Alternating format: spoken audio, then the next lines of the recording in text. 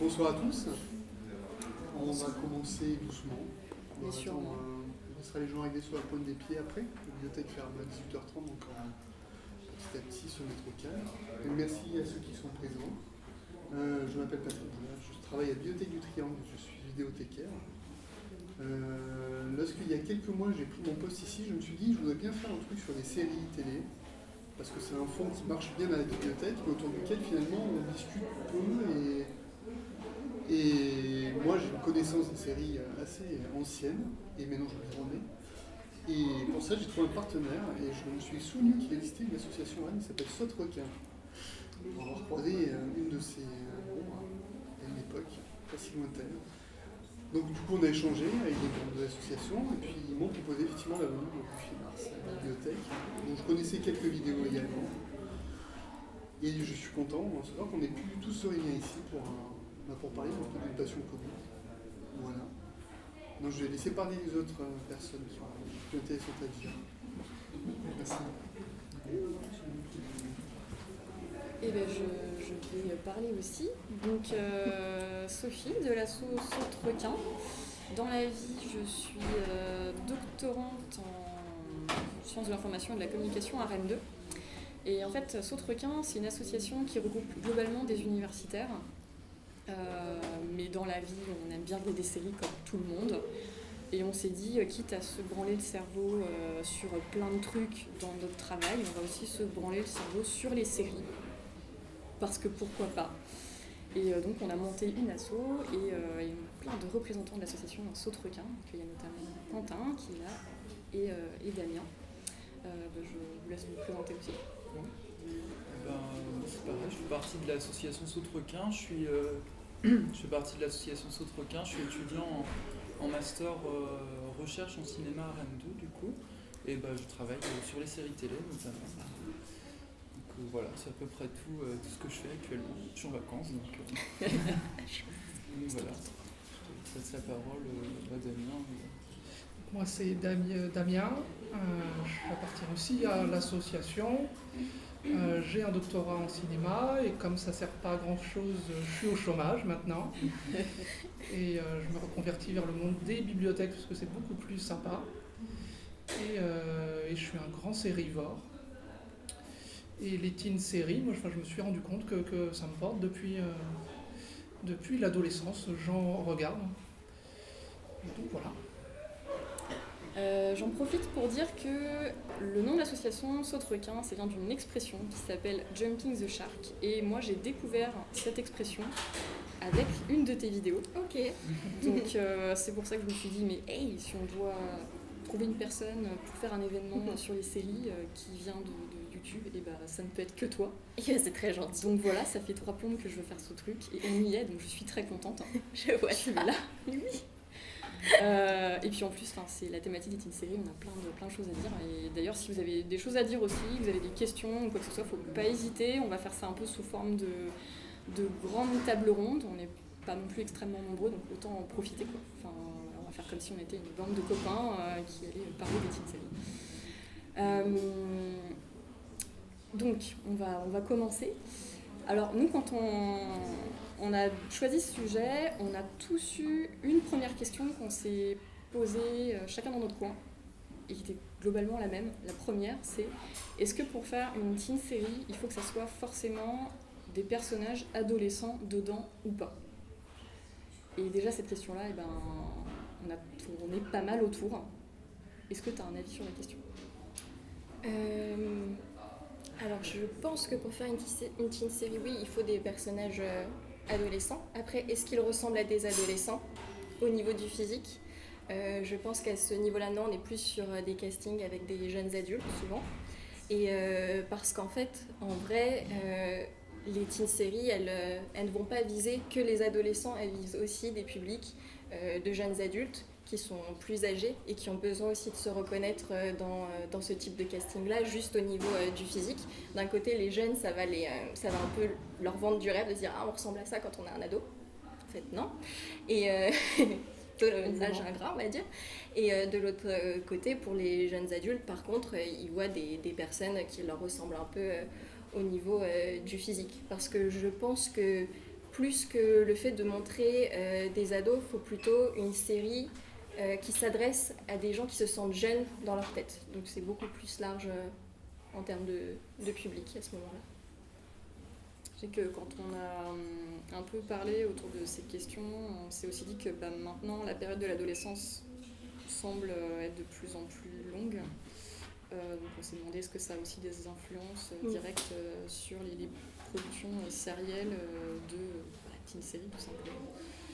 Enfin je veux dire globalement en moyenne d'âge, je sais pas combien on a, mais on est peut-être presque aux alentours des 30 ans et au final on regarde toujours je crois des teen séries. Oui, ça clairement par contre ça joue. Je sais que j'avais lu une thèse sur le sujet dont j'ai le nom, non, il était dans mon PowerPoint, donc c'est très dommage.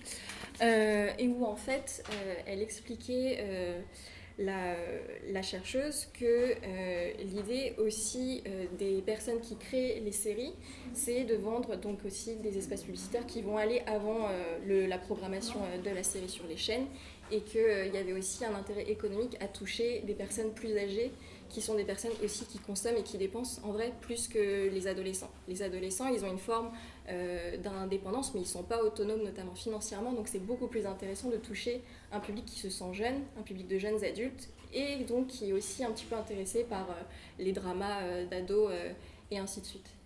Donc déjà, on a une sorte de cadre qui est hyper pragmatique. Enfin, je sais que tu avais vu des définitions sur la teen série qui étaient genre un public marketing, en effet. Enfin, on revient là-dessus.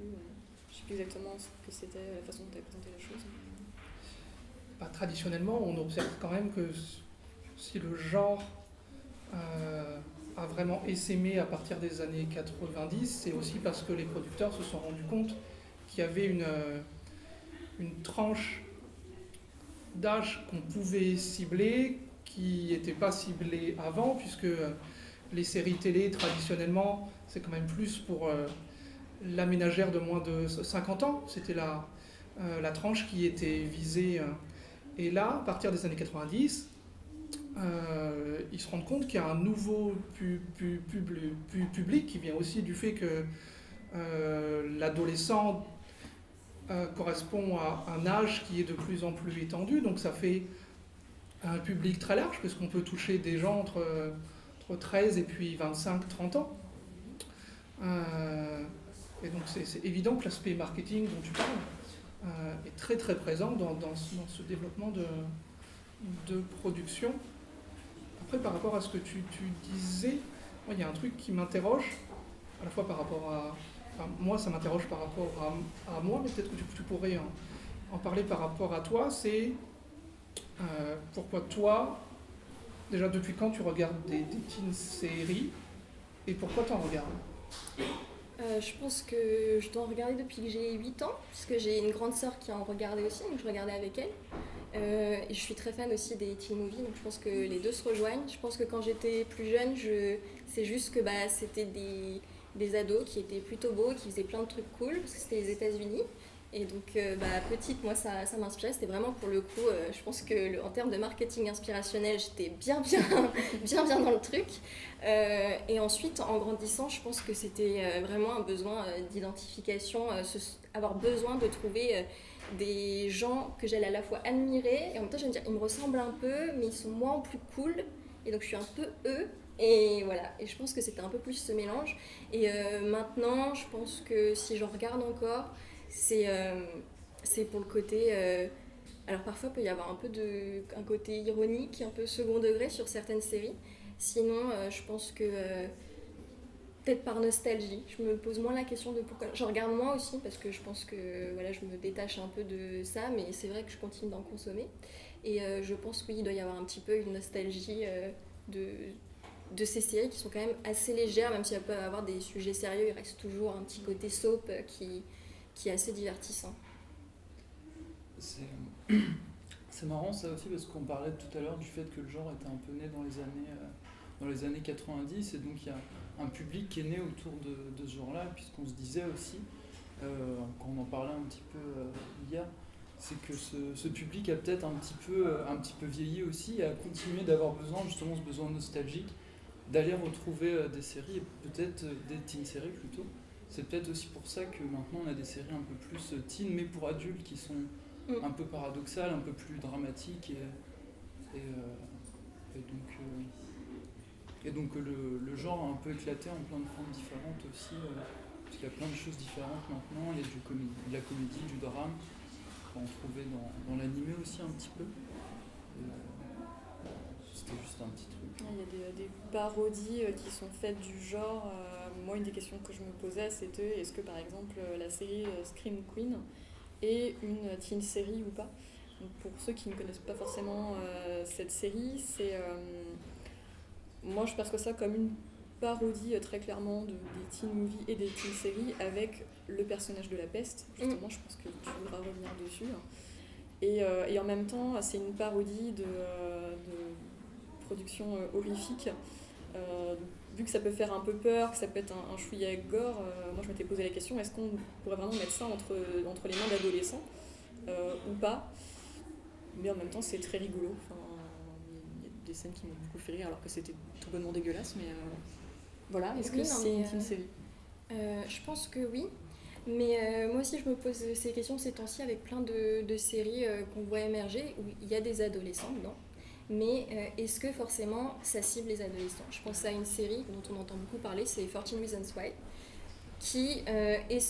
Donc il y a des adolescents dedans, on parle de problèmes de l'adolescence, mais est-ce que c'est vraiment pour les adolescents? Parce que vu comment c'est traité, est-ce qu'il ne faudrait pas plutôt être un peu plus âgé pour la regarder? Mais en même temps, moi je connais plein d'ados qui la regardent et qui me disent que c'est génial, et même si ça les a complètement chamboulés, ils me disent qu'ils adorent. Donc parfois je me dis, est-ce que c'est les adultes qui sont pas trop en train de surprotéger les ados en disant ne regarde pas?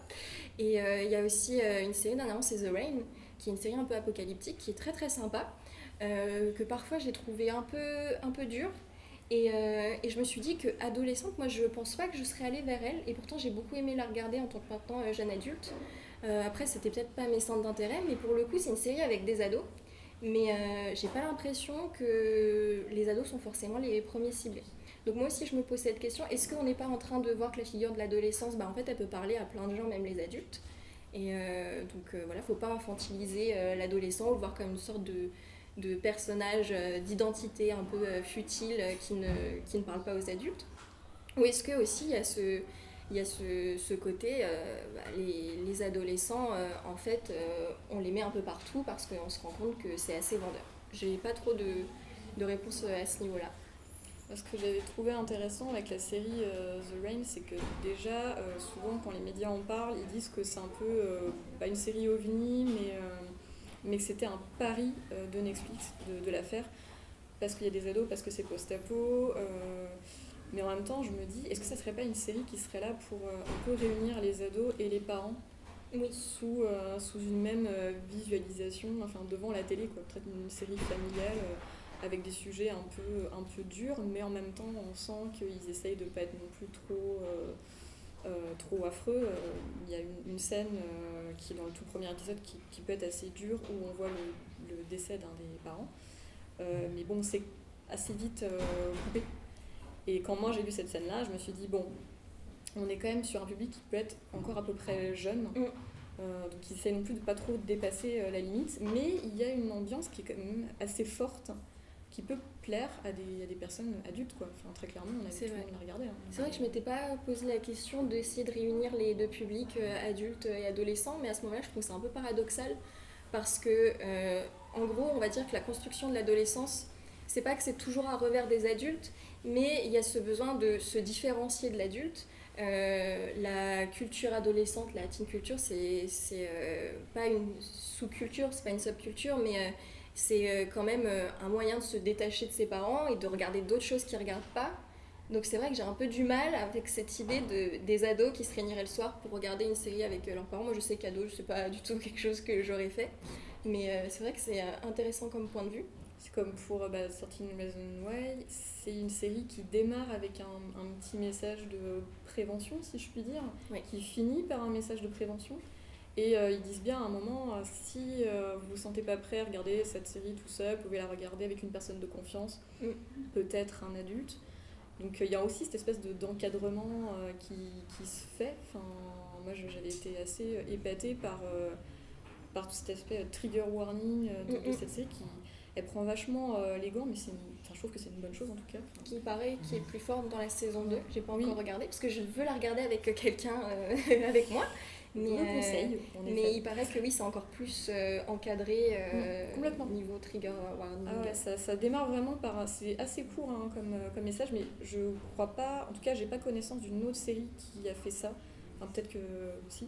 En fait, la première version de 13 Reasons Why, ce message n'existait pas. Ça a été forcé par la justice américaine. Parce qu'il y a des parents qui sont pleins, des associations qui sont pleines, et du coup le message était obligatoire. Qu'ils ont été obligés de mettre le message au début parce que j'ai vu la première saison, j'ai revu la première saison avant la saison 2, et ce message a apparu dès le premier épisode alors qu'avant il n'y était pas. D'accord, ok. Ah, donc il y avait vraiment oui, parce que c'est vrai qu'il qu'il y a eu beaucoup de remous aussi au niveau de justement est-ce que ça ciblait vraiment les adolescents et le contenu que ça proposait. Ça explique l'encadrement qui est vraiment hyper fort dans la deuxième saison. Je crois qu'ils finissent par un débat aussi d'ailleurs. Dans la saison 1 aussi, et il est plus long je crois, c'est plusieurs épisodes, je crois que c'est 4 ou 5 épisodes, et là pour la saison 2 ils ont fait carrément une sorte de plateau télé avec les acteurs, mais sinon la saison 1 existe aussi. D'accord, très bien, et ben voilà. N'hésitez pas à complimenter. Sinon juste pour revenir sur savoir si c'était du teen series, dans les livres ça s'appelait du young adult. Et c'est vrai que ça vient d'un livre. J'en lis énormément, et pour moi Riverdale, 13 Reasons, The Rain, et tout ça pour moi c'est du young adult. C'est des séries teen qui s'adressent à des publics qui ont entre 18 et 25 ans. C'est récent sur les livres. Pour moi, je lis beaucoup Shadowhunter qui était sorti en série, et c'est totalement du young adult. C'est pas assez jeune, les acteurs sont pas trop jeunes. Après, il y a aussi la loi, c'est plus simple de faire travailler un majeur qu'un mineur, mais c'est sûr que après, dans les anciennes séries des années 90, les acteurs faisaient beaucoup plus vieux que l'âge qu'ils avaient. Oui. Que maintenant, ils essayent d'éviter ça en fait. Donc ils prennent plus d'acteurs qui ont 20 ans pour jouer des rôles qui ont 16-17 ans. Mais pourtant, dans les années 90, on était beaucoup plus dans cette idée de on fait quand même une série pour les ados, et pas du tout avec cette sorte d'ambiguïté. En fait, on parle un peu plus pour les jeunes adultes. Donc c'est beaucoup plus subtil maintenant. Complètement. Mais justement, tu as un peu énoncé ce sujet-là dès le début, et c'est une thématique que je trouve intéressante. Il y a un article moi, qui m'avait marqué qui s'appelait « Cacher cet adolescent que vous ne sauriez voir », de ne pas représenter l'adolescent avec tous ses travers physiques, si je puis dire, parce que c'est un âge où on a des boutons, un appareil dentaire, des cheveux gras, bref, même vous savez, j'imagine. Et on ne voit quasiment jamais ça. Et moi, j'étais marquée par un des personnages de 13 Reasons Why, je crois que c'est Jessica, qu'on voit des fois alors qu'elle a de l'acné. Et je ne me souvenais pas avoir déjà vu ça avant non plus. Un personnage adolescent avec qui ressemble à un ado, quoi. Même pour un tout petit détail comme ça. Après, ça c'est très américain. C'est qu'à un moment, ils ont vu souvent ce mythe quand ils représentaient les ados d'être dans ce qu'on appelle le clean teen, donc l'ado propre. Donc voilà, très, très beau, très idéalisé.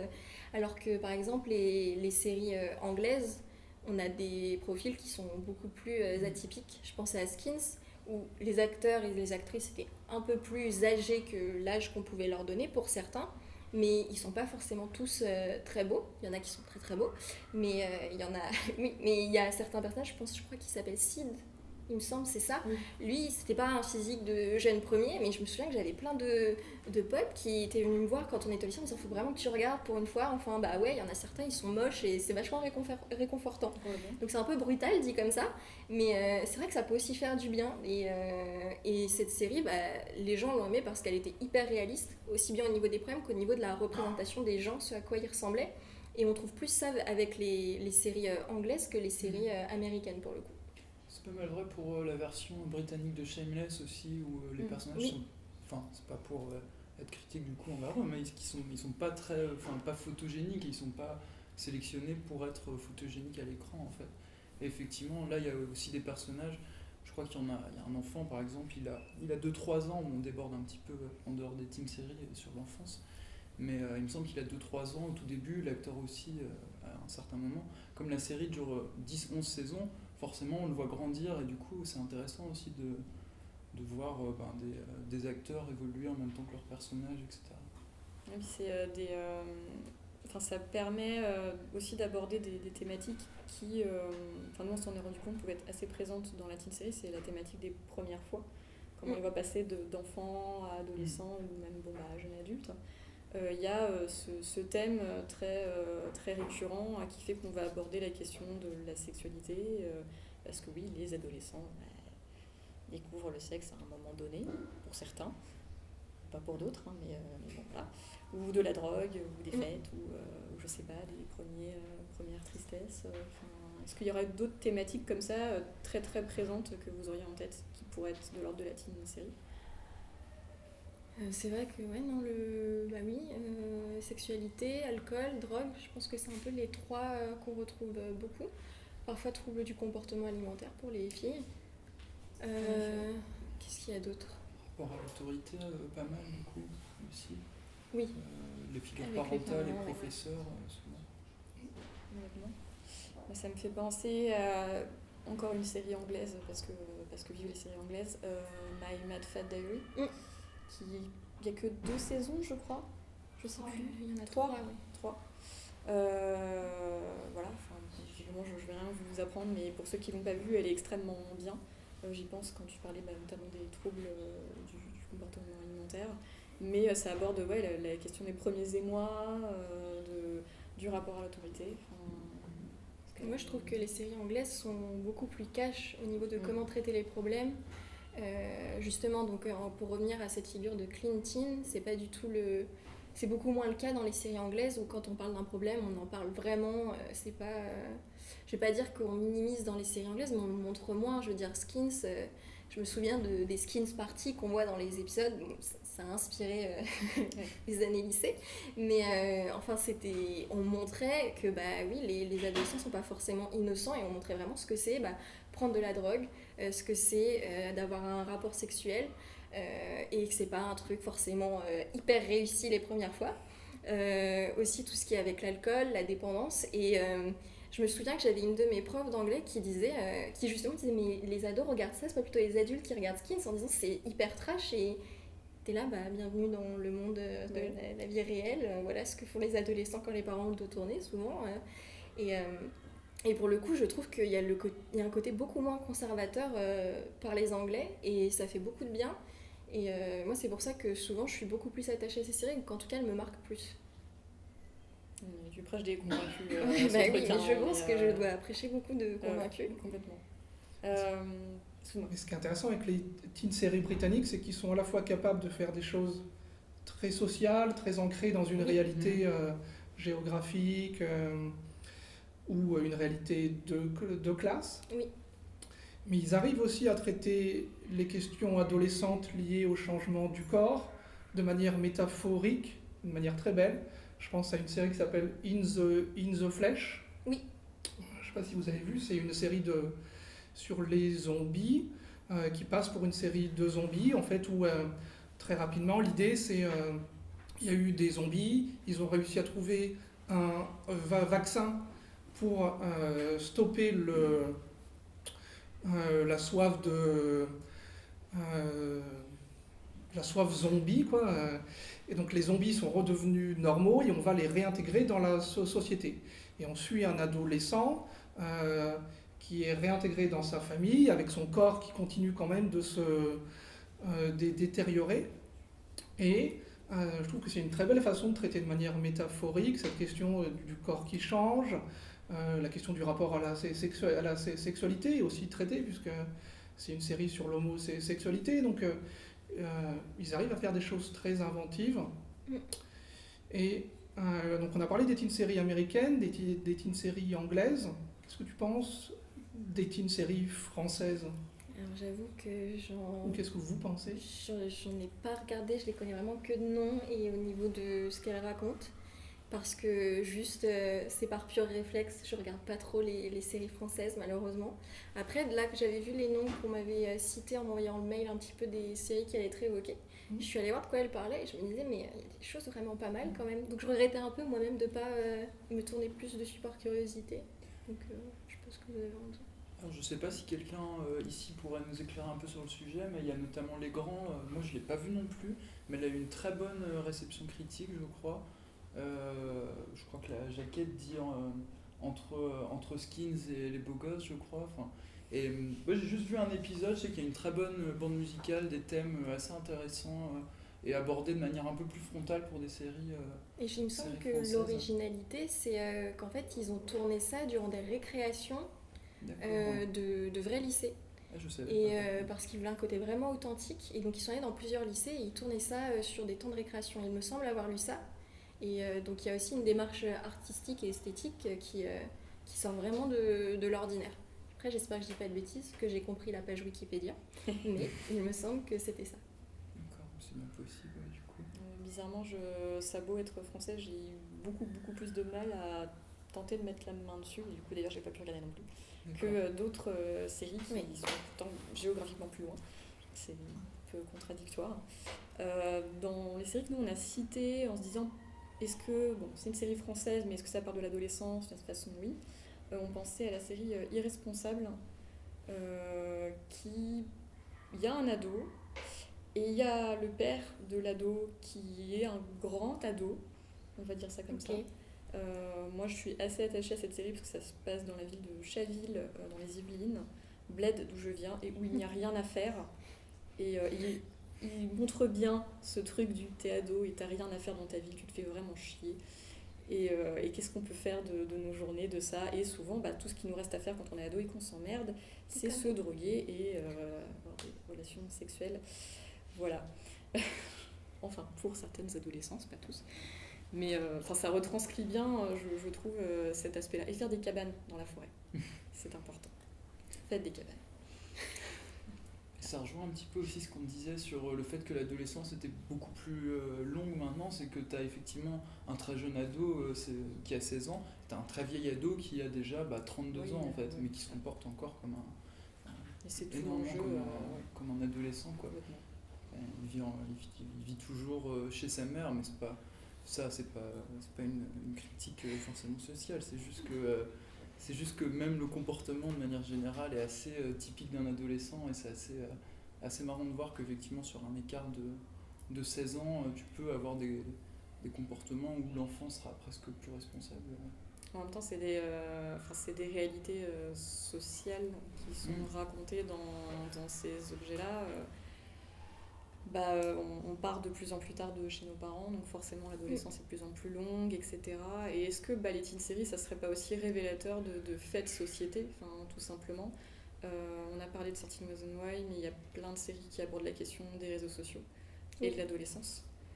Et c'est un vaste sujet où il y a plein de choses à dire, mais personnellement, quand je vois ce genre de choses, je me dis un truc absolument affreux, c'est je suis bien contente de ne pas être ado aujourd'hui, parce qu'ils ont l'air d'en chier, ceux de maintenant. Là c'est pareil, teen série et réseaux sociaux, qu'est-ce qu'on peut en dire Alors moi j'ai toujours peur que ces séries-là vieillissent mal. C'est parfois dans leur manière dont elles présentent les réseaux sociaux, juste par exemple quand ils vont afficher la page Facebook ou ce genre de choses. Après il y a des séries qui se débrouillent plutôt bien, je pense à la série Scam, qui est une série plutôt inspirée de Skins et qui est norvégienne. Alors c'est un peu inspiré de Skins, je les trouve beaucoup plus soft, on sent que c'est nordique. Et même au niveau des couleurs, des personnalités, mais c'est beaucoup plus doux et poétique, mais on retrouve ça. Et je trouve qu'ils utilisaient bien les réseaux sociaux pour montrer comment les rapports se construisent, comment l'amitié continue dans la sphère familiale dès qu'on ouvre son ordinateur. Et ce genre de choses, je trouve qu'elle est assez fidèle, elle montre bien ça.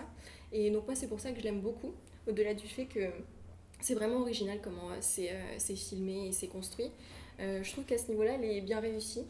Mais pour l'instant, c'est la seule série qui en parle, et je trouve qu'il en parle de manière juste. Je sais qu'il y a des séries comme Pretty Little Liars, par exemple, où on les voit beaucoup utiliser leur portable, où elles reçoivent des SMS, tout ça. Là, c'était plus cliché sur le coup.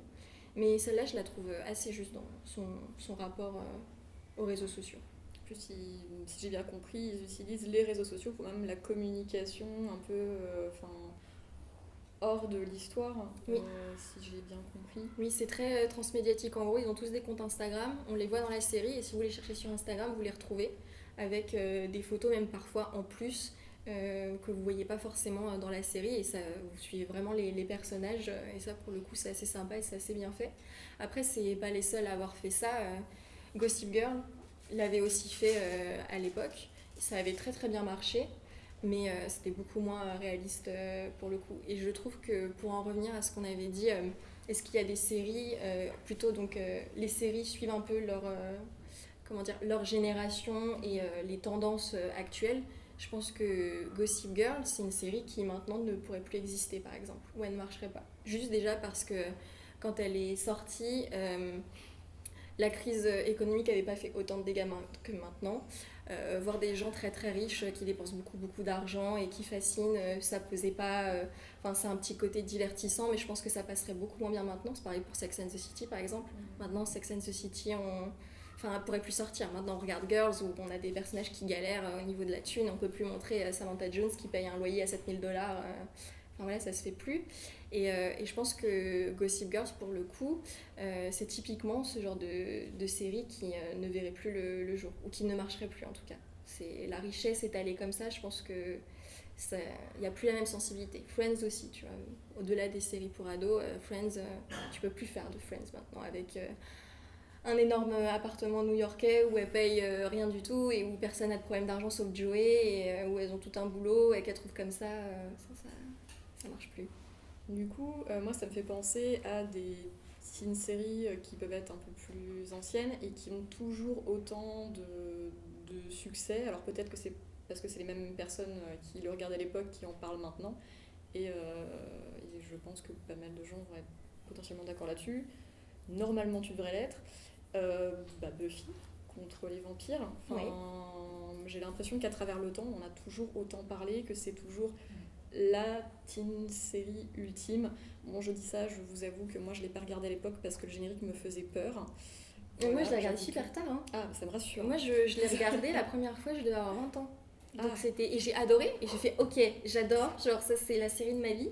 Et ma petite sœur, donc qui a 7 ans de moins que moi, elle l'avait vue avant moi. Et elle me dit regarde Buffy. Et j'étais voilà, donc c'est le truc, je pense, intragénérationnel. Mais pourquoi ? C'est quoi la force de Buffy, au-delà du fait qu'elle peut kicker des vampires, hein, c'est déjà plutôt badass, ok, mais en quoi ça reste dans le temps à ce point-là ?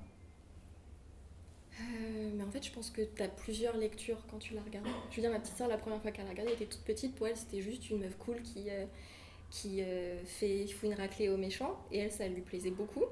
Et donc, elle adorait. C'était juste divertissant. C'était une fille, tu vois, qui tapait les gens et qui sort tout le temps la petite punchline sympa. Elle a adoré. Moi, je sais que quand je l'ai regardée, ça m'a énormément touchée parce que je voyais un peu toutes les sortes de lectures différentes que tu peux en avoir.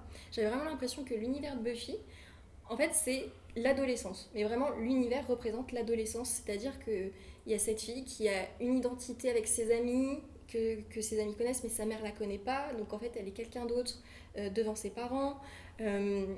Elle se rend compte que le monde n'est pas si mignon que ça. Elle était toute naïve et toute un peu niaise. Et d'un coup, et ben, elle doit grandir, elle doit prendre des responsabilités.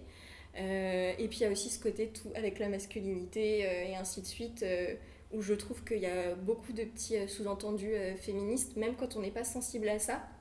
Il y a un petit côté cathartique parfois, où tu te rends compte qu'en tant que fille, bah, ça te fait beaucoup de bien. Et je pense aussi qu'en tant que garçon, si on ne se reconnaît pas dans la masculinité hégémonique très virile, bah, on a d'autres représentations. Il y a Angel, il y a Alex, il y a Giles. Bon, les derniers c'est un peu des bolosses, mais ouais, mais peut-être que parfois des mecs pas trop dégourdis qui sont un peu en retrait, bah, ça fait un peu de bien à tout le monde aussi. Donc je pense que voilà, en fait il y a plusieurs lectures comme Harry Potter par exemple. Voilà, c'est ma réponse pour en avoir eu des choses à dire sur les personnages masculins de Buffy. Non, pas forcément. C'est effectivement pas forcément les meilleurs de la série ni les plus développés, mais c'est vrai qu'ils ont leur bon moment quand même de temps en temps. J'ai vraiment du mal avec Angel par exemple, ça c'est sûr. Oui, très pénible. Ouais, beaucoup de gens l'adorent visiblement.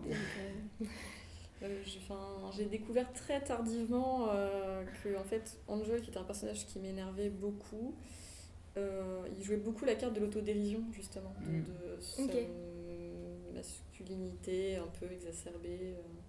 Et j'ai notamment découvert il y a peu de temps un épisode où il est une petite marionnette. Oui. Il était un petit peu pète. Juste à regarder l'extrait, même sans connaître Buffy, c'est extrêmement drôle. Je vous le conseille. Enfin, en tout cas, j'ai trouvé ça vachement bien. Pour se foutre la gueule justement de ce trope du masculin, c'est bien. Ce qu'il nous faut de temps en temps. Ah oui, non, mais carrément, moi, il y a un épisode que j'aime beaucoup. Je crois qu'en français, il s'appelle Chagrin d'amour, où en gros, c'est un mec qui s'est construit une petite amie, et c'est un robot. Et elle est absolument parfaite. Et en fait, elle l'adore, donc elle le suit partout. Seulement, à un moment, lui, il en a juste marre parce que c'était trop facile.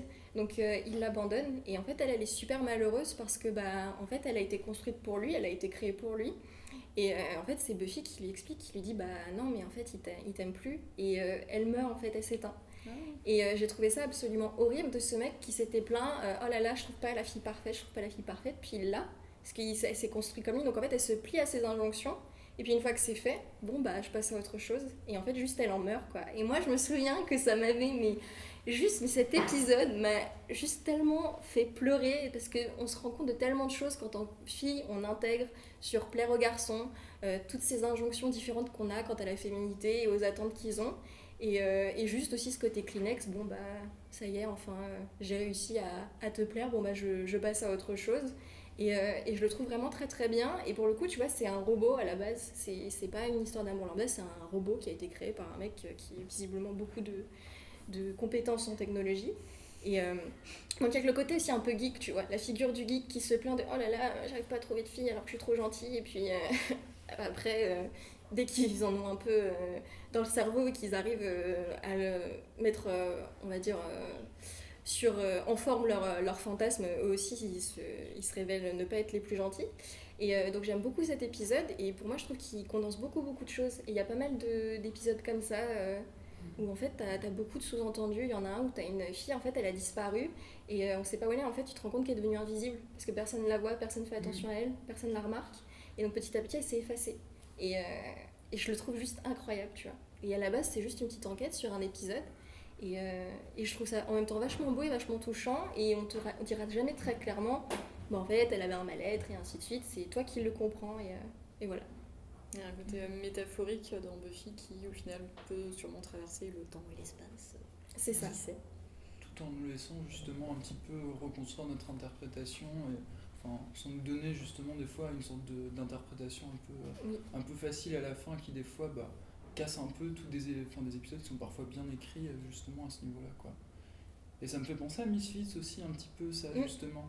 Misfits c'est une série britannique où les personnages ont brusquement un peu des super pouvoirs. Ils sont tous suite à une tempête, ils sont tous un petit peu exclus de la société, ils font des travaux d'intérêt généraux à ce moment-là, et ces super pouvoirs sont pas si super que ça en fait. C'est-à-dire qu'en fait le principe c'est que ça révèle plus ou moins leur personnalité. Alors justement il y a un personnage féminin qui à chaque fois que quelqu'un va la toucher va avoir envie d'avoir des rapports sexuels avec elle, et donc c'est intéressant par rapport au fait que c'est un personnage qui est vraiment objectifié, je pense, dans comment qui pourrait l'être, ou du moins dans la vie réelle, et du coup ce pouvoir révèle un petit peu cet aspect-là. Et inversement, on a un autre personnage qui a la possibilité de devenir invisible parce que socialement, en général, il est assez invisible auprès des autres. Et c'est intéressant comment des fois justement les codes un peu fantastiques, super-héros, etc. peuvent mettre en avant certains problèmes dans l'évolution des personnages et des personnes. Du coup, là, on a eu le personnage un peu invisible, si on peut dire, la garce, dont on a déjà parlé tout à l'heure, le geek. Ça me faisait penser à Cole Lisa, d'ailleurs, ce que tu disais. Qu'est-ce qu'il y aurait d'autre comme caractère ou trope, si je puis dire, de personnages extrêmement récurrents dans les teen séries? Le sportif. Le sportif. Complètement. Donc le footballeur et la pom-pom girl ensemble. C'est vrai que ça, moi, c'est vraiment une des composantes les plus intéressantes, je trouve, de la teen série américaine, c'est cette capacité à jouer avec des archétypes. Oui. Donc le geek, le rebelle. Breakfast Club. Oui, Breakfast Club par essence, qui a travaillé cette question-là, c'est-à-dire en le croisant avec la problématique de l'adolescence, qui est cette période où on te met dans des cases et où tu es en train de réfléchir à comment je me place par rapport à des adultes qui me mettent dans des cases et moi où j'ai envie d'être. Et cette question de l'archétype permet justement de travailler ça. Comment je me place par rapport à l'étiquette de sportif, de geek. Et je me demandais si... est-ce qu'à ton avis, les teen séries ont su évoluer par rapport à ces archétypes depuis les années 80? On a une Il y a question. aussi un archétype du meilleur ami qui a pas mal évolué. Genre au début des années 2000, il y avait vachement le meilleur ami amoureux, genre Gossip Girl, Dan Frey, toujours amoureux de Serena à n'importe quelle saison, mais qui, d'un point de vue aujourd'hui, va être quand même pas mal toxique sur plein de points de vue. Mais à l'époque, c'était montré comme juste un garçon gentil. Et aujourd'hui, l'année dernière sur Netflix, il y avait la série The Mist par Stephen King, avec du coup l'archétype du meilleur ami, qui pareil au final est amoureux d'elle, et par contre c'est complètement dénoncé le côté hyper violent et nocif de ce personnage-là. Et je trouve que c'est un archétype qu'on va retrouver dans quasiment tous les teen movies et les teen séries, mais qui a vachement évolué au fil des années, qui est passé d'un garçon amoureux mais où il est gentil, à amoureux mais en fait c'est un gros connard, pire que tous les autres, pire que le sportif, quoi. Oui, non, mais c'est vrai, comme dit Elisa, ils évoluent. En fait, les archétypes évoluent. Donc, soit ils sont pris à revers, il y a un côté vachement tourné en dérision, soit juste on en montre les côtés nocifs. Donc, par exemple, avec le meilleur ami, Buffy Summers, qui est un personnage que j'adore, elle a aussi des côtés très stéréotypés, c'est-à-dire que, bon, bah oui, elle casse la gueule des méchants, mais elle est toujours en pantalon en cuir moulant et en mini-jupe et toujours impeccable, tirée à 4 épingles. Si on prend par exemple un personnage qui est inspiré directement de Buffy Summers, qui est Véronica Mars, on fait la boucle. Elle, pour le coup, elle n'est pas du tout habillée comme ça. Elle rejette à peu près tous les codes de la féminité qu'elle trouve plutôt idiots. Et parce que souvent, elle est vue comme ce qu'on appelle un personnage post-féministe. Alors, le post-féminisme, pour le coup, c'est vraiment l'après-féminisme. C'est vraiment dans ce sens-là. Ce qui, pour moi, n'existe pas, mais il y a vraiment cette idée de... on n'a plus des codes aussi girly à mettre en avant. Après, je pense que les séries jouent encore quand même beaucoup sur les archétypes parce que ça fait du bien aux ados. Je pense à la série Pretty Little Liars où pour le coup chaque personnage représente vraiment une figure. Il y a la sportive, il y a la fille un peu girly, il y a la fille bohème, il y a la fille BCBG et puis il y a l'ancienne peste détestable. Et elle pour le coup ça a été mais vraiment forcé jusqu'au bout le trait. Dans les dernières saisons elles sont un peu moins comme ça parce qu'elles ont grandi, mais il y avait vraiment chacune avait sa personnalité, ce qu'elle était. Et eux, pour le coup, j'avais lu une étude super intéressante qui montrait que c'était construit encore comme ça pour des raisons marketing. C'est-à-dire que après chaque épisode, il y avait la possibilité de trouver sur Internet comment s'habiller comme tel personnage, qu'est-ce qu'elle regarde, qu'est-ce qu'elle lit, pour vraiment ce côté, vous vous identifiez à elle, ça passe par les vêtements, ça passe par consommer. Donc, si vous voulez être comme Spencer, achetez les mêmes chaussures que Spencer, et ainsi de suite. Donc c'est beaucoup plus pragmatique. Mais je pense que l'archétype va rester longtemps parce qu'il a quand même des intérêts économiques, surtout pour les soaps américains. C'est intéressant ce que tu dis, parce que l'archétype est vraiment, on le voit bien avec ce que tu dis, est à double tranchant en fait. Tu peux autant l'utiliser pour enfermer les gens, faire des cibles marketing et faire en sorte qu'on t'enferme dans un truc et t'en sors plus. Et à l'inverse, l'archétype peut justement être utilisé pour ce qui est intéressant, c'est quand un personnage sort en fait de la boîte dans laquelle on l'a enfermé. Breakfast Club est bien évidemment le film, le teen movie qui a peut-être le mieux traité ça. Est-ce que toi tu penses qu'il y a un décalage entre les teen movies et les teen séries? Je dirais juste que les teen séries, ça dure tellement plus longtemps sur la durée normalement qu'un film, qu'il y a la possibilité de faire sortir le personnage de cet archétype de manière, on va dire, plus subtile. Après, si on prend un teen movie qui a eu pas mal de succès, je crois qu'il y a 2-3 ans, c'est The Duff, où pour le coup, il est disponible sur Netflix. Il y a cette fille qui est pas très jolie et qu'on va essayer de relooker. Mais c'est complètement pris à revers de ce qu'on a d'habitude de voir, mais en même temps, c'est pas de la dérision. Et donc même les teen movies évoluent. Et je pense qu'ils évoluent parce qu'on a fait le tour en fait des archétypes. Donc il y a un moment, il faut se renouveler. Et que les gens ont peut-être aussi envie de plus de subtilité parce qu'ils ont vu aussi les anciens films. Ma petite sœur par exemple, elle adore Breakfast Club. Donc elle voit bien le côté à la fin, bon bah on sort des clichés, mais elle voit aussi très bien que chacun a une place au début qui permet d'être bien identifié. Bon bah elle aussi elle a envie de voir d'autres choses. Donc il y a la culture teen qui reste, où on continue de la consommer, de voir les classiques, mais donc forcément il faut se renouveler pour les nouveaux. Et oui, mais en plus c'est bien parce qu'une des questions qu'on avait c'était c'est quoi l'intérêt d'aller sur de la sérialité plutôt que... parce que donc, l'association travaille beaucoup sur les questions de sérialité au sens large et forcément on se demande pourquoi faire peut-être plus des teen séries que des teen movies et tu as répondu d'avance à la question sur le fait que, voilà, on peut je pense déjà peut-être s'attacher d'autant plus à un personnage, le voir grandir, voir les premières fois, etc. Et ce que tu dis aussi, qu'ils puissent sortir des cadres et pas qu'en 1h30. Quoi. C'est ça. Très bien. Même si c'est souvent, pour terminer sur Breakfast Club, qui est un film, j'espère que vous l'avez vu, mais la fin est très triste. Oui. C'est-à-dire que ils ont réussi à sortir du cadre, mais ils savent que la semaine prochaine, c'est mort. Ils vont y retourner. Pas pour tous, c'est plus subtil en fait, la fin. Mais il y a cette particularité de capturer un moment évanescent où on va réussir à sortir du cadre en sachant qu'on risque quand même d'y retourner. Et c'est des films assez tristes finalement. Est-ce qu'il y a des teen séries tristes ? Oui, ouais. Voilà. Oui, globalement. Skins, oui.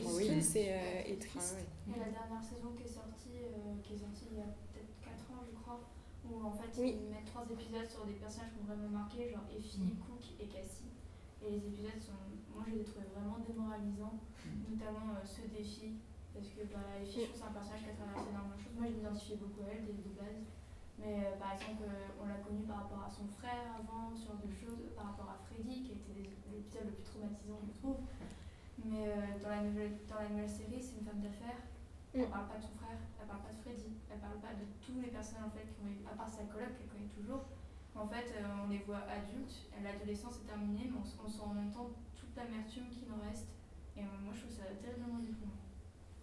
C'est vrai. Non, mais c'est vrai.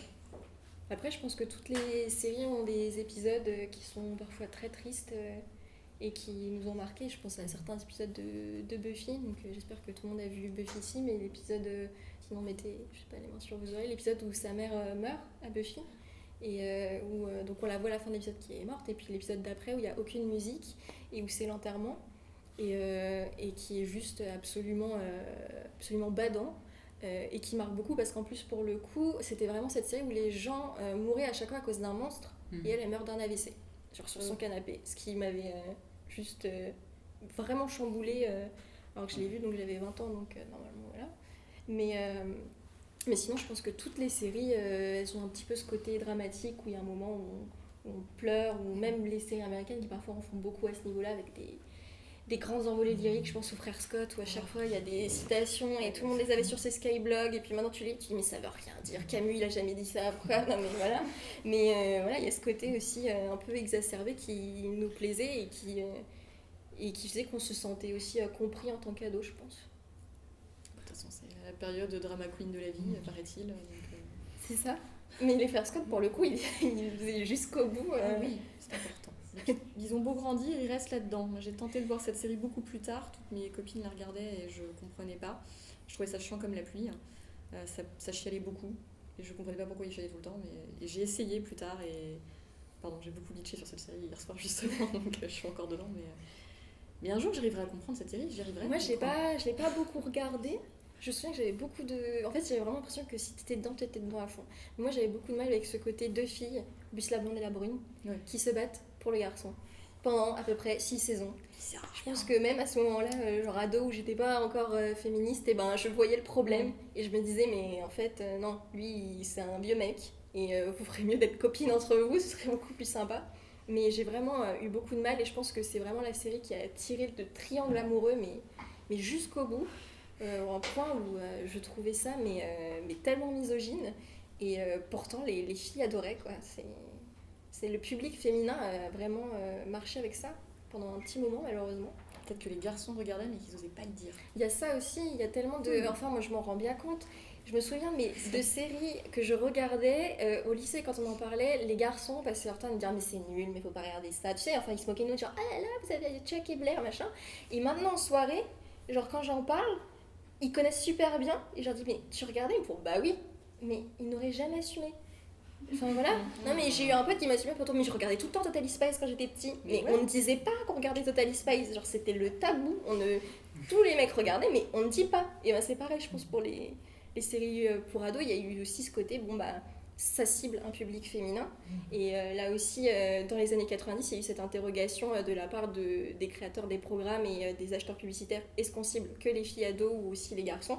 Ils sont tournés vers les publics féminins parce qu'ils se sont rendus compte qu'elles pouvaient moins sortir de la maison que les garçons. Malheureusement, bah oui. Donc elles sont plus souvent à la maison, donc elles regardent plus souvent la télévision puisqu'on les autorise moins à sortir. Bah, tous rejoints. Tous rejoints. Mais faut pas croire, même si le public féminin était ciblé, bah oui, les garçons regardaient aussi parce qu'un soap c'est efficace, que les filles sont plutôt jolies, que ça parle de sexualité, de drogue et d'alcool et qu'ils se posent aussi ces questions-là. Donc c'est juste que bah on assume moins de le regarder. Et puis il y en a qui ont regardé Skin juste pour les filles. Oui. C'est faux. Mais après, tu vois, par contre, pour le coup, Skins, il s'assumait beaucoup plus de le regarder. Parce que je pense qu'elle était beaucoup moins girly. Mais j'aime pas ce mot, mais c'était beaucoup de justement, bah, les garçons n'étaient pas forcément très beaux, et puis il y avait un côté un peu trash, donc ça a réconcilié, je pense, le genre teen série, ou même teen movie, avec le public adolescent masculin. Et puis une autre composante qui se rajoute en plus sur ce que tu dis, c'est que teen movie comme teen série sont des genres qui sont dépréciés en termes, c'est des genres représentatifs d'une culture populaire et qui sont vraiment considérés comme de la sous-merde. Enfin, même des séries qui, je pensais à ça tout à l'heure, pourraient être considérées comme des teen movies, mais ou comme des teen séries. Je pense à Twin Peaks. Pourquoi pas qualifier Twin Peaks de teen série? Il y a tout un tas de problématiques teen, mais tout de suite, c'est une série qui a acquis très vite une légitimité universitaire, et donc on va évacuer ce côté teen qui fait pas très sérieux. Ça c'est vrai pour Buffy, mais je serais pas, je serais plus dans le soap pour Twin Peaks parce qu'il y a beaucoup. Il y a un lien entre la teen série et le soap, les deux sont connectés historiquement. Les teen séries se sont inspirées des soaps pour exister quand on les a créés, le côté feuilletonnant. Mais c'est vrai que oui, c'est déprécié, comme tu dis, pour cette raison, c'est que ça cible les adolescents, mais en plus ça cible le public féminin. Donc je pense qu'il y a les deux, il y a l'âge plus le genre qui se croisent et où cibler les jeunes filles, c'est la pire chose en termes de légitimité artistique, donc ça passe vite à la trappe, je pense. Oui, tout se rejoint comme tu dis. Mais moi, ce que j'avais trouvé interpellant avec Skin, c'est que pour la toute première diffusion française, je crois que j'avais 17 ans à l'époque, je crois que ça passait sur Canal+, et surtout ça passait tard. C'était le jeudi soir et c'était diffusé genre vers 22h en deuxième partie de soirée. Et truc un peu obscur. Ouais, voilà, et il n'y avait pas du tout ce côté horaire de la teen série habituelle que l'on regardait souvent. Enfin, Véronica Mars, c'était... moi, je speedais sur mon vélo après le collège pour arriver à l'heure pour voir l'épisode. Et si on me disait, viens, on va faire du basket après, non, je m'en balais qu'il y a Véronica Mars à la télé, quoi. Enfin, tu sais que les nouvelles générations, elles ont pas ça. Hein. Je vois les ados, eux, ils regardent quand ils veulent l'épisode. Ça change tout. Et je trouve ça incroyable. Ils ont le temps d'aller faire du basket après les cours. C'est ça. Mais non, t'inquiète, non, juste ils binge-watch maintenant. Voilà, c'est tout. Ah bah bravo. Et ouais, il y avait ce truc aussi hyper pragmatique de l'horaire qui fait que même les séries du matin, pour regarder sur France 2 le matin, le mercredi matin, je crois, souvent, ou le samedi matin, KD2A. Voilà. Ah, ça marchait déjà. La trilogie du samedi aussi. La trilogie du samedi, qu'il y a quand même... Il y a plus ce genre de rendez-vous maintenant. C'est pas pour faire genre c'était mieux avant. Mais oui, il y a Netflix. Mais après, voilà, c'est juste une autre manière de regarder. Nous, on a cette nostalgie-là parfois, mais c'est juste une autre manière de regarder. Au final, Ils regardent toujours sur Netflix toute la journée. c'est ça. Et ils peuvent choisir et pas genre se taper la série un peu nulle entre deux séries cool, tu vois. Ou les épisodes dans le désordre. C'est ça, aussi. C'est ça. On n'avait pas cette chance. Ou quand tu loupais la semaine d'avant et pour comprendre, bon courage. Après, je vais jouer la carte du vieux con, hein, mais est-ce que vous pensez pas que les teen séries aujourd'hui sont beaucoup plus calibrées en termes de tonalité, en termes d'esthétique, en termes de... Parce que je pensais à ça par rapport à ce que tu me disais sur Buffy, mais Angela à 15 ans, ça m'évoquait ça aussi. Tu avais des épisodes très différents, avec des tonalités différentes. Enfin, dans Angela à 15 ans, il y a un épisode avec des fantômes. Dans Buffy, il y a un épisode comédie musicale. Enfin, il y a une liberté qui est laissée de faire des épisodes complètement barrés, alors qu'aujourd'hui, j'ai l'impression, avec une série Netflix, tu as un cahier des charges qui est ultra carré et tu es obligé de t'y tenir. Après, par exemple, Pretty Little Liars, qui est une série qui n'est pas qualitative. On la regarde parce que ça apporte du suspense, et puis ils avaient bien réussi un truc de tout ce qui était tweeté en même temps qu'on regardait l'épisode en termes de social TV, ils étaient à fond. Mais eux, par exemple, ils ont fait, alors que c'était très stéréotypé, pas la série hyper approfondie, ils ont fait un épisode tout en noir et blanc qui s'inspirait un peu du cinéma des années, alors je sais plus lesquels, parce qu'il y avait beaucoup de genres différents dedans. Je pense que ça s'inspirait surtout des années 50.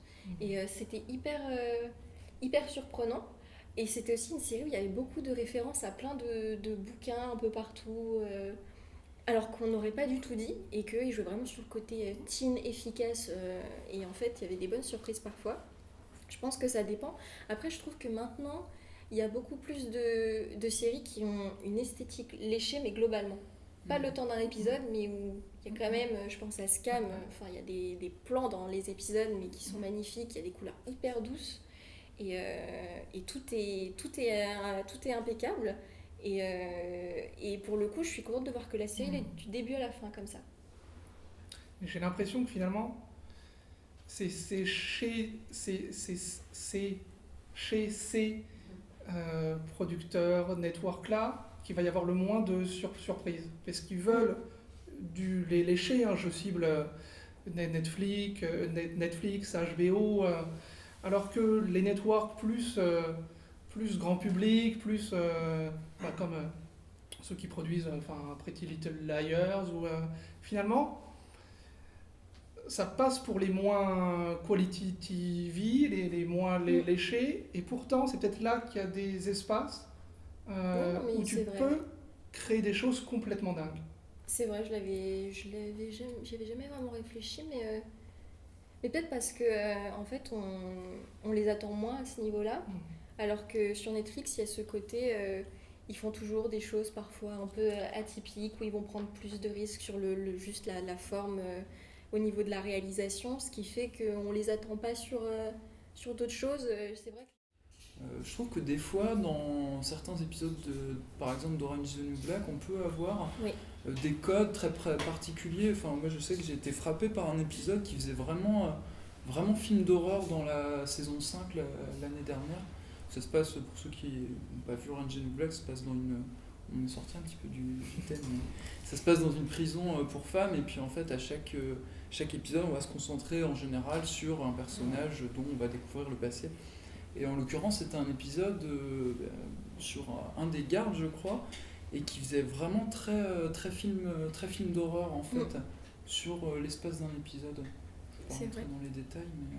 Après, les épisodes solitaires comme ça, donc on a cité par exemple la comédie musicale, l'épisode en noir et blanc, donc ça c'est vraiment des épisodes très calibrés, mais souvent dans les séries on voit un peu les épisodes solitaires qui sont atypiques, mais parce qu'il y avait moins de budget, et donc on trouvait un moyen de faire l'épisode un peu original parce qu'on n'avait pas trop de thunes, et je pense que maintenant il y a moins ce souci, parce qu'il y a plus de budget. que peut-être aussi on sait mieux gérer les budgets de séries, tout simplement parce que c'était là encore, les séries, il a fallu aussi se professionnaliser là-dedans. Donc je pense aussi que ça joue, qu'on n'a peut-être pas la même manière de gérer les budgets et comment l'argent est réparti en fonction des épisodes. Donc moins cette contrainte, parce que parfois aussi c'était une contrainte de créer des épisodes solitaires comme ça. Après, pour revenir à Netflix ne fait pas il a à peine la même diffusion que les HBO et tout ça. Lui, il sort une série en entière. Déjà, lui, quand il sort une série atypique, il y en a plein. Il y a Atypical, The End of the Fucking World, il y a The OA. Enfin, il y a plein de séries ovnis, de séries tests sur Netflix. Mais c'est la saison, c'est pas des saisons, c'est des parties entières. Tout est bizarre. Par exemple, The OA, c'est la série la plus bizarre que j'ai regardée, pourtant elle est excellente. Et c'est vraiment très bizarre comme série. Et j'ai jamais vu d'autres séries faire ça. C'est souvent juste un épisode que Netflix permet de faire des séries comme ça, bizarres. Si ça marche, tant mieux. Si ça marche pas, on passe à autre chose, on arrête la saison. Sense8 est bizarre dans ce sens-là. Bon, ça a été annulé, mais. Petit ange parti trop tôt. Netflix a l'argent pour faire ce genre de série. Je pense que c'est bien.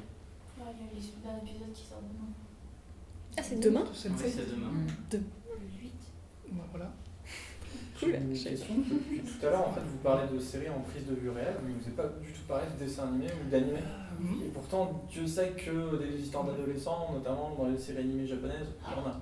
Ou américaine. Je pense, par exemple, moi j'ai regardé récemment Assassination Classroom, où on suit des ados, en fait, qui ont 1 an pour tuer leur professeur. Donc, déjà, c'est particulier. Et qui est une sorte de tentapoule un peu jaune. Ne faites pas ça chez vous. Mais en fait, c'est hyper intéressant parce que ils apprennent des leçons. En fait, le professeur apprend à ses élèves à tuer, en particulier. Et donc, du coup, ils sont en pleine réflexion sur la vie d'adulte, etc. Est-ce que je dois faire, est-ce que je dois prendre des risques? Et en dernier épisode, on les voit adultes, on voit ce qu'ils sont devenus. Donc, il y a ce vrai passage. Je pense à celui-là parce que c'est le dernier marquant que j'ai eu, mais après, il y en a pas manqué. Le dessin animé Big Mouse. Ouais, il y a Big Mouse aussi qui est vraiment sur Parle de l'adolescence. de la puberté, au point de faire un monstre sur l'adolescence du coup, donc c'est intéressant. Mais qui est quand même trash quoi. Qui est vraiment très trash, ouais. Est-ce que c'est pour les ados ou pas là aussi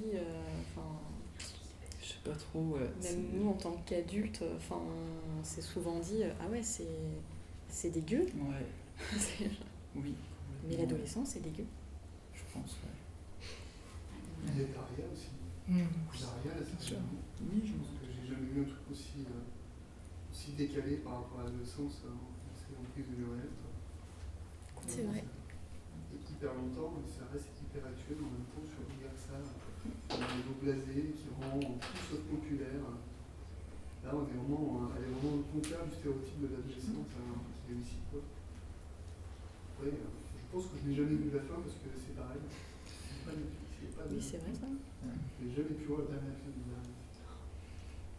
Il y a encore une autre possibilité dont on n'a pas parlé. On n'a parlé que de fiction, mais on peut aussi avoir des teen séries sur un mode documentaire, avec des passerelles aussi entre les deux. Là sur la table, il y a 3 fois Manon.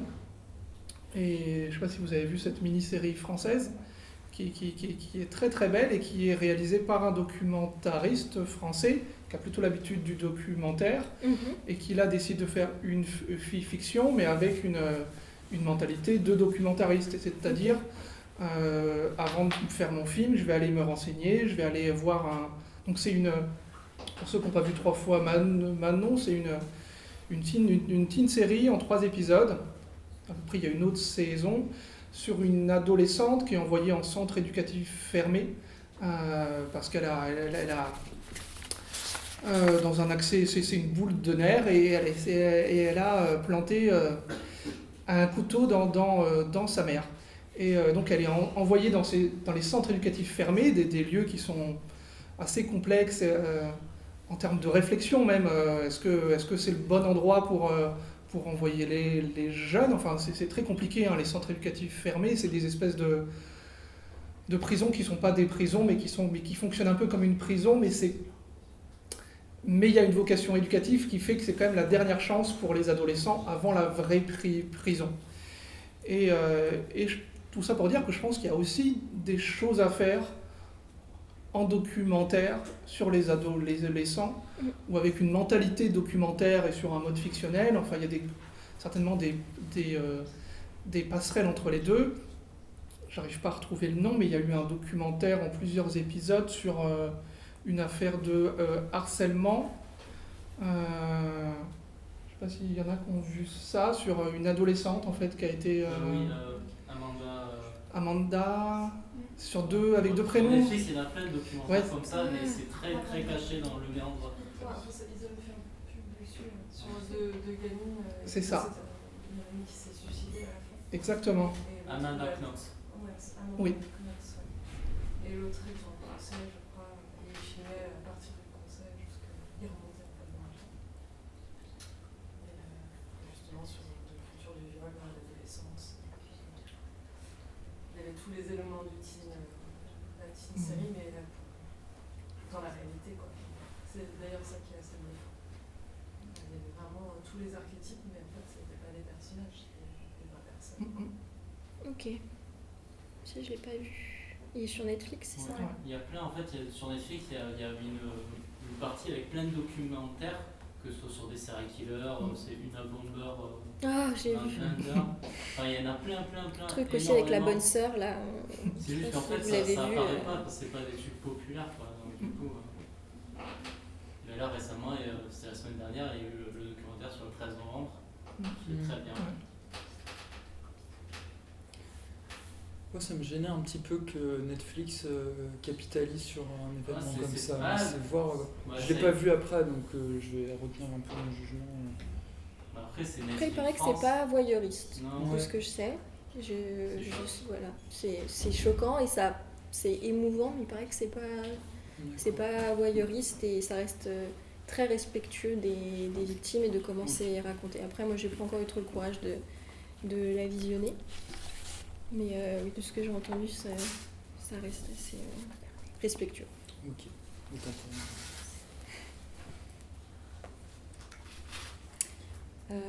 Je pense qu'on peut attaquer les questions ou les échanges, parce qu'on a fait un peu tout le tour de ce que nous on voulait aborder. Est-ce que vous avez des questions pour Buffy Mars? Elle est là, profitez-en. Pour aussi. Ouais. Nous on est dans le coin globalement, n'inquiétez pas. Et bien voilà, parfait. Pour vous, c'est quoi votre meilleure teen série? Ça c'est une Très bonne question. Buffy contre les vampires et Véronica Mars. Voilà. Véronica Mars. C'est bon. Non, attends, sérieusement. Bah moi si, Véronica Mars, je la mets dedans très clairement. Attends, moi je vais réfléchir. Skin, mais la première génération. Voilà. Non, je mets Véronica Mars en place premier. pour la deuxième un petit peu. Non, la première. On s'est déjà battu là-dessus, moi je change pas d'avis. Moi j'aime bien la deuxième génération. Non, mais j'aime pas les filles, elles me gonflent. Voilà. Mais c'est une ado. Mais les ados me gonflent. Ah bah. Mais je regarde quand même des séries pour ados. C'est passion, contradiction dans mon cœur, là, franchement. Il y a aussi la dernière qui est pas mal, je trouve, surtout à part de l'amitié entre filles au lycée, comment ça peut être vachement malsain à cause des garçons. C'est vrai que la dernière génération, on n'en parle pas, mais elle est pas mal. Parce qu'elle est vachement intéressante. Et aussi, Skin, ça se termine toujours par la mort d'un personnage dans la nouvelle génération. Et là, ils ont changé de schéma pour cette génération-là. Ils ont commencé par. En fait, sur la saison 5, ils se rencontrent. Et au début de la saison 6, il y a déjà un peu. Ils meurent dès le premier épisode. Et du coup, toute la saison va vraiment être clé sur le deuil de ce personnage. Ils n'avaient jamais fait ça avant. Ouais. Enfin, c'est pas. Oui, j'avais pas pensé à ça. Moi, j'ai un questionnement, après vous avez peut-être des éléments de réponse. On l'a évoqué un petit peu hier.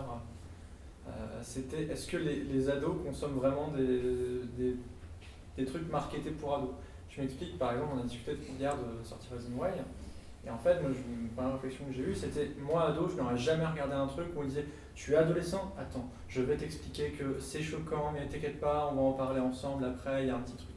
Et du coup, est-ce que les ados regardent vraiment ça? Je sais pas, en tout cas, je suis pas sûr. Parce que, une expérience personnelle, c'est que j'ai une collègue, elle me demande de trouver des séries illégalement pour sa fille, et la série en question, c'est Walking Dead. Oui. Pas franchement pour ados. Donc, voilà. Mais après, les ados peuvent regarder des trucs pour ados, mais ne pas se cantonner à ça. Après, là encore, ce que je vais dire sociologiquement, ça n'a aucune valeur, mais je sais que ma petite sœur elle regarde 13 Reasons Why, que tous ses potes regardent, et que pour le coup, c'était vraiment pas une question de c'est pour les ados, mais c'était oh là là, il faut pas regarder, c'est beaucoup trop choquant. Qu'est-ce que font les ados quand on leur dit ça? Ils vont regarder. Enfin, non, mais voilà, vraiment, si vous voulez que les ados regardent pas, il fallait dire ah, c'est pas très bien, c'est un peu un truc de loser. Là, ils auraient fait ok, je regarde pas. Mais donc voilà, ils se sont tous rués dessus. Après, oui, c'est ça, leur interdire. Voilà. Moi, alors, désolée pour la comparaison, mais je compare souvent ça avec la pornographie. C'est-à-dire que la pornographie, vous leur dites ne regarde pas, c'est très très mal, c'est pas bien. Ils y vont, après ils regardent en disant il y avait des scènes un peu bizarres, mais j'ai pas le droit d'en parler parce que on m'a dit de pas regarder. Et c'est comme ça que le tabou se crée. Et donc c'est en train de ce qui s'est passé avec 13 Reasons Why, ma petite sœur. Et ses potes, je sais qu'ils ont regardé, étaient là, oui, j'ai regardé, en disant mais pareil, faut pas trop regarder. Après, je lui dis si, c'est bon, t'as regardé cette série, on va en discuter. Et voilà, mais bon, petite parenthèse. Mais sinon, elle regarde aussi Walking Dead. Et je lui avais interdit de regarder. Et elle a regardé, elle avait 13 ans, je crois, en cachette. Donc là encore, en fait, si tu interdis, c'est le truc qui marche.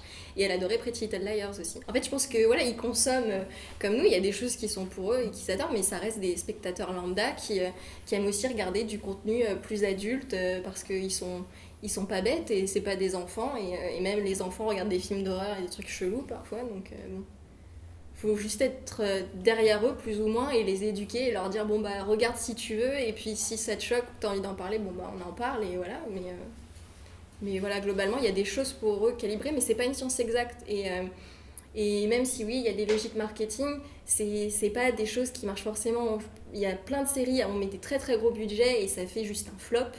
Alors que tout avait été hyper bien pensé en se disant c'est le prochain truc à la mode, c'est le prochain Game of Thrones, et ça fonctionne pas parce que c'est pas que des choses créées sur mesure. Donc voilà, je pense qu'il y a d'autres choses qui jouent, il y a l'affect, il y a le côté plus atypique ou parfois justement très dans les codes mais qui manque un peu aux gens. En même temps, il y a des adolescents dans The Walking Dead. Non, oui, mais on s'en fiche des adolescents. Il va y avoir des zombies qui sont tués, qui mordent des gens, qui les mangent, tu vois, le côté gore, quoi. Est-ce qu'il se pose des questions d'adolescents notre expert The Walking Dead, c'est pour ça que je me tourne vers lui. Oh, je suis en vacances là. Non, il y en a un petit peu, mais il les massacre assez facilement aussi. Ils n'ont pas le temps de se poser des questions sur l'acné, quoi. Non, et puis c'est pareil, c'est ce que tu disais tout à l'heure, les acteurs enfants, c'est un peu embêtant, donc au bout d'un moment, je pense que... Faut pas s'embêter. Tu coûtes trop cher. Tiens. Bah ouais, c'est plus facile comme ça. Ouais. C'est pragmatique.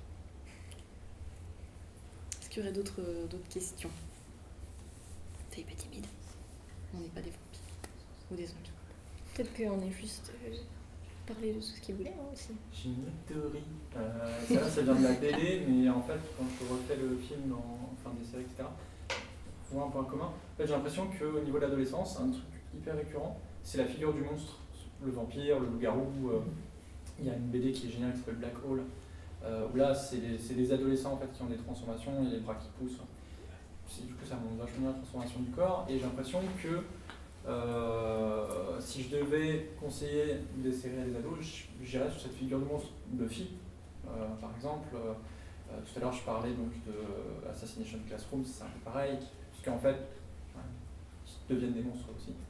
Et voilà, du coup, je voulais avoir votre regard. Donc, il y avait beaucoup plus de séries que moi, beaucoup plus. C'est encore le cas dans Big Mouth, d'ailleurs. On disait qu'il y avait le monstre qui personnifiait la puberté et qui personnifie les pulsions sexuelles, etc.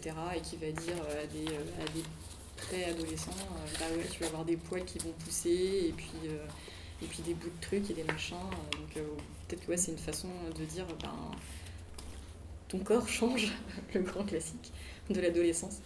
Et la personne doit se sentir comme un monstre. Pareil, ça va être très, très symbolique comme figure. Et en effet, c'est assez récurrent. Moi, il y a une citation que je peux sortir, parce que je l'avais écrite, et genre elle était surlignée en jaune. C'était « De nombreuses séries donnent l'impression qu'être adolescente, c'est ne presque pas être humain », de Rachel Mosley, qui est une chercheuse. Donc je pense que ça résume bien le propos. Donc voilà, c'était juste le point d'incitation parce que ça m'a fait penser à ça. Et oui, je pense que ce genre de série, en fait, pour le coup, juste donc comme pour Buffy, la construction de l'univers, c'est vraiment cette idée de faire des métaphores et des figures. Je pense même parfois pas consciemment parce qu'on se rend pas compte de tout ce qu'on met dans l'imaginaire et quand on crée ce genre d'univers. Mais très clairement, les figures de monstres, soit ça montre l'ennemi, donc ce qu'on n'est pas en tant qu'ado, ou soit justement ça représente dans d'autres séries, ou par exemple dans Teen Wolf, où pour le coup on est la bête, où ça montre les changements qu'on peut vivre durant l'adolescence, très clairement. Et puis il y a quelque chose dans le rapport à la transformation aussi qui est typique des séries télé, c'est que effectivement la puberté c'est un moment où le corps change, où la personne passe de l'état d'enfant à l'état d'adulte. Voilà, je viens de sortir la définition Larousse. Mais merci. Et en plus de ça, les séries en général c'est sur des processus sur le long cours, sur des transformations. Donc je pense que c'est pour ça aussi que ça marche très bien et qu'on peut suivre des personnages comme Buffy, voir des personnages passés vraiment de, je sais plus quel âge ils étaient censés avoir à l'époque, mais 14 ans à environ 22 ans, quoi. Et ça marche très bien parce qu'on vit en même temps que ce processus de transformation. Je pense que ça, c'est un attachement que on ne peut pas voir réellement dans sur beaucoup d'autres supports, en fait. Le sujet de l'identification est revenu très très souvent dans les échanges, ce besoin de s'identifier à un personnage. Et là justement, je trouve que ça fait un peu écho à ce que tu dis. De dire, tu peux aussi voir visuellement quelque chose que tu ressens. Et ça va être plutôt cathartique de dire je ressens quelque chose qui se passe dans mon corps qui est de l'ordre de la transformation, mais qu'on ne perçoit pas forcément vraiment. Là, tu le vois à l'image, même si c'est symbolique. Il y a la chercheuse Dominique Pasquier qui a travaillé sur une série qui est Hélène et les garçons. Et c'est rigolo dit comme ça, mais en fait elle s'est intéressée sur pourquoi est-ce que ça avait aussi bien marché et sur toutes les formes d'identification qu'on avait avec cette série. Et donc elle expliquait qu'il y a les spectatrices qui sont complètement admiratives d'Hélène, qui veulent lui ressembler. Il y a celles qui ont plus de la sympathie, de l'attachement.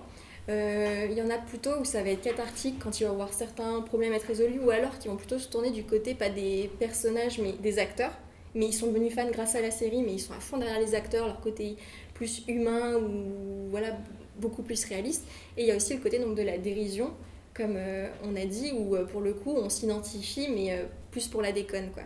Mais c'est vrai que dans les séries pour ados, il y a toute cette typologie de l'identification, mais qui reste hyper prégnante. Il y a plusieurs manières de s'identifier pour une seule série en fonction de qui on est, de pourquoi on la regarde, mais ça reste toujours majeur dans une série pour ados. Je pense qu'on ne s'identifie pas autant dans d'autres séries. On peut aimer beaucoup des personnages dans des séries, mais il n'y aura pas ce besoin de se dire c'est un peu moi au fond, un tel.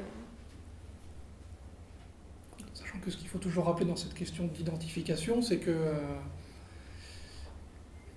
en tant que garçon, on peut s'identifier à une fille, en tant que fille à un garçon, on peut s'identifier à un enfant, à un adulte, enfin il n'y a pas de... On ne s'identifie pas forcément vers celui qui nous ressemble le plus en termes de genre, d'âge, de profil, enfin... Après, c'est vrai que moins on est représenté, plus on cherche. Parce que, par exemple, si on est, je sais pas, un jeune garçon, désolé, je vais sortir le cliché, mais un jeune garçon blanc hétéro, qu'on s'est vu tout le temps partout, en fait, on s'est peut-être toujours identifié inconsciemment sans s'en rendre compte. Et quand on est, imaginons, une petite fille noire et qu'on s'est jamais vu, et quand on va se voir, on va prendre ce personnage en se disant on n'est peut-être pas pareil sur plein de trucs, mais là je me vois, et on va peut-être faire la démarche plus consciemment. Mais c'est vrai qu'on devrait pouvoir s'identifier à toute une palette de personnages, même quand ils ne nous ressemblent pas physiquement. Mais je pense que quand on a cette frustration de pas s'être toujours vu, on va quand même avoir cette démarche parfois consciente de vouloir voir quelqu'un qui nous ressemble, même juste physiquement. Tu as parfaitement raison de rappeler ça, hein, parce que ce que je viens de dire est parfois utilisé par les racistes, tout simplement pour justifier la non-représentation des minorités dans les médias ou dans les séries, dire de toute façon on peut s'identifier en n'importe qui, donc pourquoi est-ce qu'on mettrait des Noirs et des Arabes et des Enfin, pour aller vite. Donc tu as parfaitement raison de... Oui, et puis même par les personnes misogynes. Petit point de vie privée, mais je me rappelle d'un ex qui supportait pas de me voir tout le temps me plaindre quand il n'y avait pas assez de filles dans un casting, ou quand je les trouvais irréelles, ou quand je voyais un personnage, je disais « Ah, elle c'est trop moi ». Il me disait « Mais arrête de tout le temps t'identifier », comme si c'était le truc un peu de gamin, tu sais, qu'on fait quand t'es gosse. Tu fais « Moi, je suis elle à la télé ». Et je disais « Ah, elle c'est trop moi ». Il me disait « Mais arrête de faire ça, ça sert à rien, on n'a pas tout le temps besoin de s'identifier ». Et lui, bah, pour le coup, il se voyait absolument... il voyait quelqu'un qui lui ressemblait absolument partout. Et je pense que parce que, bah oui, il avait ce confort de ne pas avoir besoin de se trouver et de voir quelqu'un qui lui ressemble et où il peut s'identifier. Ouais, complètement. Moi, ce souci d'identification, je l'avais pas forcément eu. Peut-être parce que j'avais tout simplement pris l'habitude, bon là c'est personnel, mais de m'identifier à des caractères et en fait, qu'importe notamment le genre du personnage, parce que par obligation, hein, parce que quand on était plus jeune, il n'y avait pas forcément énormément de personnages féminins, par exemple, qui étaient extrêmement exploités. Et pour revenir à Véronica Mars, j'avais pas réalisé à quel point c'est un personnage qui me fait du bien. Enfin, de voir juste une personne qui était un peu, je sais pas, c'était une nana, elle était badass, elle était intelligente, elle en avait rien à foutre, elle balançait des vannes perpétuellement. Et je me disais, mais je te kiffe. Et au début, je savais pas si c'était genre je te kiffe, genre en tant que je te viens dans mon lit, ou peut-être que je m'identifie. Sachant que moi à l'époque, c'était je la voudrais bien dans mon lit. Mais au final, on est peut-être pas très loin du truc, et je l'avais pas perçu comme ça, mais aussi, ça peut être complètement ça en fait. Enfin, moi, je sais que même encore maintenant, j'ai besoin de voir des similitudes physiques. Quand j'étais à base, je suis blonde, j'avais tout le temps besoin de voir des petites filles blondes. Bon, c'est pas le truc le plus rare non plus à la télé. Je veux dire, il y a des filles beaucoup moins représentées que les petites filles blondes. Mais j'étais tout le temps, dès qu'il y avait une blonde, je disais c'est moi. Et maintenant que je suis rousse, et ben, j'ai tendance à préférer les filles rousses, et je sais pas, à trouver qu'on se ressemble, et je sais que moi ça joue beaucoup, et c'est pour ça que j'ai toujours été hyper sensible à ce côté de représentation, et les petites filles, je sais plus comment elle s'appelle, la princesse de Disney qui est noire, j'ai pas vu le film. Comment ? La princesse à la grenouille, mais c'est quoi son nom ? C'est Tiana. Et c'est vrai que toutes ces petites photos, on voyait les petites filles noires qui étaient devant le poster avec la princesse noire. Et moi, je trouvais ça trop touchant. Les gens qui disaient, je vois pas le besoin. Et j'étais là, mais moi, quand j'étais petite, je faisais ça avec les petites princesses blondes. Alors, je comprends tellement ce besoin. Et je sais que maintenant encore, moi, j'ai énormément besoin de me retrouver physiquement. Et c'est quelque chose pour lequel je suis hyper sensible. Alors, est-ce que c'est parce que les filles, on les renvoie à leur apparence, à leur physique ? Parce que je sais que je suis aussi sensible à pas vouloir des filles qui ont aussi des physiques de mannequins du début à la fin. Et je sais que parfois, quand il y a des filles qui ont des traits hyper fins, avec toujours leur nez refait, et moi pendant longtemps, j'aimais pas mon nez, et donc ça m'énervait vachement. Et les séries pour ados, les séries pour ados anglaises, je trouve que par exemple les physiques des filles sont beaucoup moins aussi dans la finesse des traits, avec ce côté beaucoup moins mannequin que les séries américaines, comme on a dit. Et moi aussi, ça me faisait du bien de dire, en fait, on n'est pas obligé d'avoir un physique tout lisse, refaire la chirurgie esthétique, c'est pas grave, on n'est pas obligé d'être parfaite, ça me faisait vachement du bien. Donc moi, je sais que je suis sensible à ça. Et je pense que le fait d'avoir été éduquée comme une fille, entre guillemets, et d'être toujours renvoyée à l'apparence, ça a joué sur ça. Après, voilà, c'est la sensibilité que j'ai par rapport à ça, et l'introspection que j'ai fait moi-même.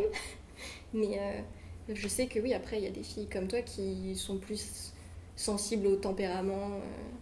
On a envie que les personnages ils leur arrivent des aventures, quoi. Pas juste la nana qui suit la bande de garçons et qui est la bonne copine fille qui est là, on sait pas trop pourquoi, je sais pas, elle porte les sacs, j'en sais rien, elle fait des sandwichs, je ne sais pas ce qu'elle fait, mais alors que oui, Véronica, il lui arrivait des aventures.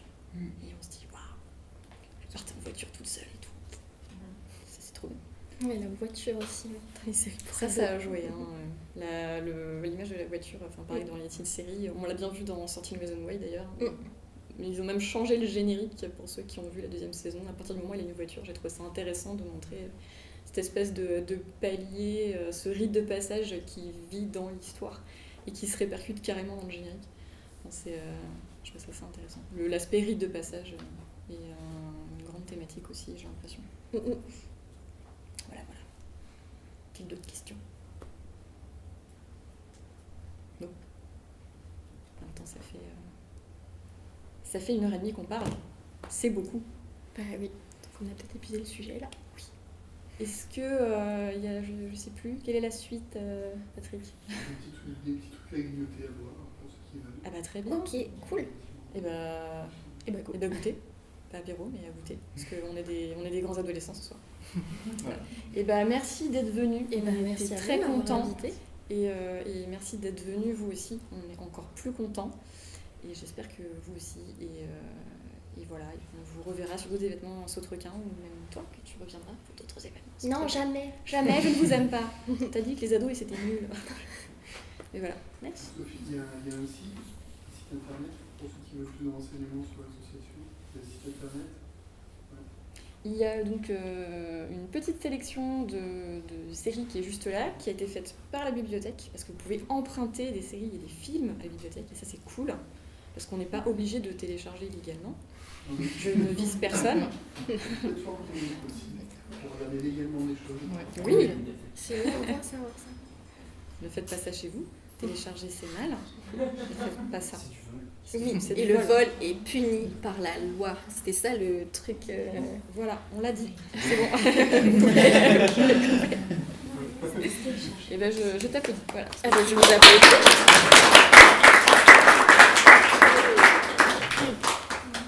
Voler une télé, jamais, voler une voiture, jamais. Mais bien sûr. C'est pas bien. Quand j'étais, ça m'impressionnait trop cette. Ouais, il y avait la musique et tout.